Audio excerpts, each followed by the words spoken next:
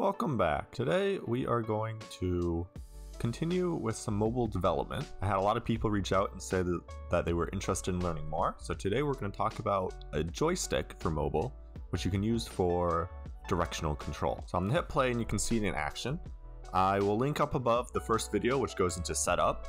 The way this works is when you tap on the screen, it creates a joystick, and then you can move your character by responding to it.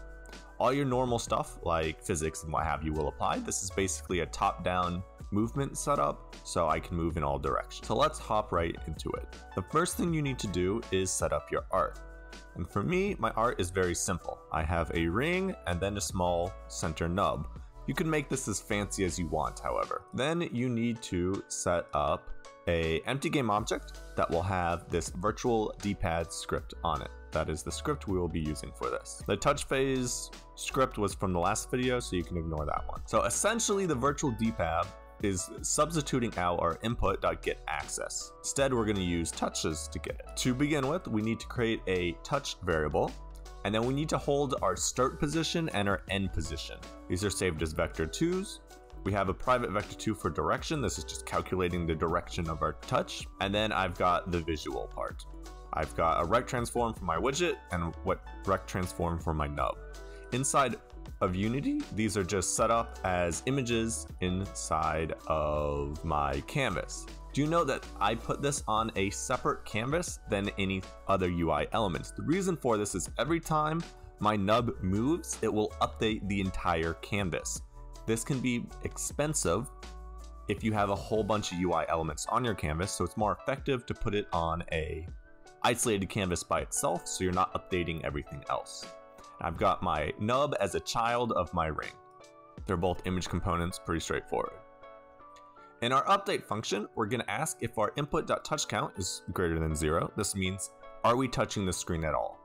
If we are, we're going to set our touch variable equal to the touch at index 0. So this is going to be your first touch point. Your finger will be touching the screen at multiple different points of contact. Whichever the first one is the one that we care about. Then we determine if we are in the beginning phase of the touch. If we are, we're going to set our widget's position to be where our touch is, and we're going to set our touch start position to be wherever we are. This is because we need to know our direction relative to where we start touching. If we are not at the beginning phase, so if we are moving or if the touch phase is ended, we're going to do the following. First, we set our touch end phase to wherever the touch is now currently at. Then we set our nub's position to that location. Then we call this restrict nub function, which I'll go to into a second. This basically prevents the nub from going outside of our border. Then we determine our direction. So our direction is which way we moved from our first press. We do this by just doing a little bit of vector math. We'll take our start position and subtract from that our end position. And then we multiply it by -1. The reason why we do this is it is mirrored. So this will flip it back to be what we want. What I mean by mirrored is if you go up by default, the numbers will be going negative. If you go down, the numbers will be going positive. That's the opposite of what we want on a graph for mapping movement. So we just multiply it by -1 to flip it around. Then here you have a clause that takes our magnitude, which is the length of our vector, so how long our swipe was, effectively, and checks to see if it's less than 30. This is just a manual check. I like the number 30. This is to make it so a slight movement on the screen does not trigger this to happen. You can notice when I press play, you'll see, so if I click and I move it a lot, you can see those are the coordinates of where my touch is up above, and you can see that it's moving. If I just wiggle my finger slightly, you can see how the numbers themselves aren't changing, but the nub is moving. So it is registering that there is movement, but the net magnitude of the center to where I am currently is less than 30, so it doesn't actually move our character. This is basically just the sensitivity. So right now the sensitivity is something like this, which is a little high. Maybe you want it to be smaller, but that's completely up to you. I like this setup. If we are not touching anything, if there are no touches, we're going to reset our nub's position to our widget's position. This resets it to the center. So when I move and let go, it resets to the center. Then here we just update our text so we can see what our direction is. Our restrict nub function works like this. Actually, before we even get into this, we're going to do our directional input. So this is a public function that returns a vector 2, which is the normalized direction.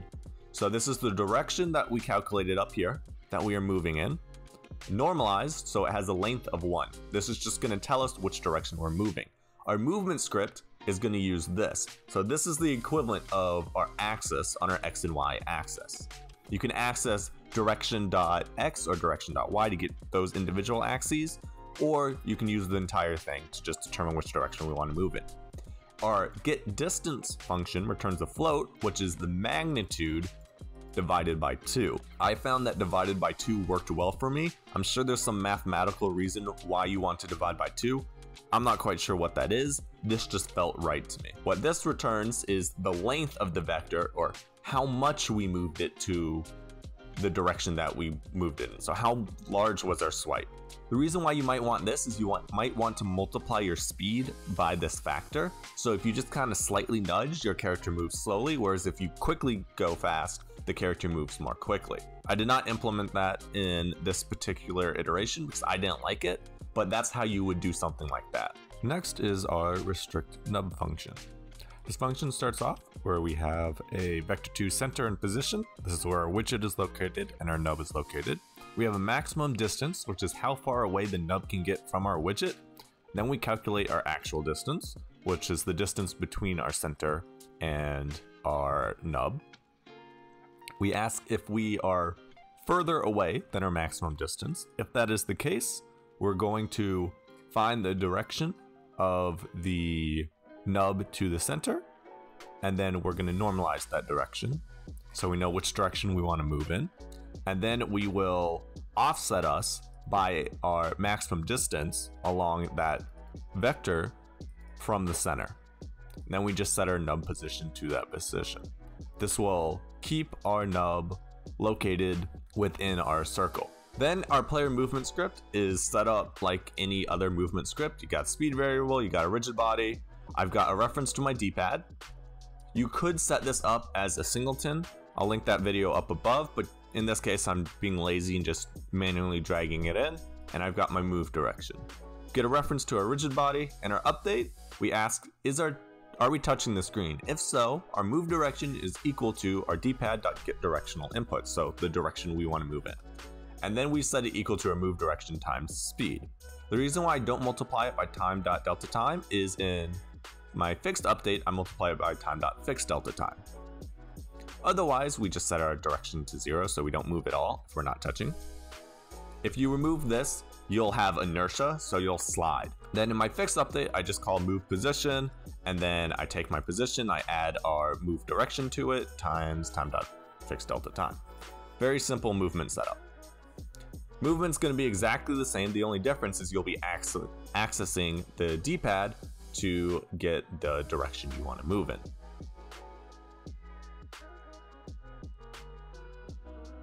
I hope you guys found this video useful. Please comment if you have any questions, hit the like and subscribe buttons, and I will see you in the next one.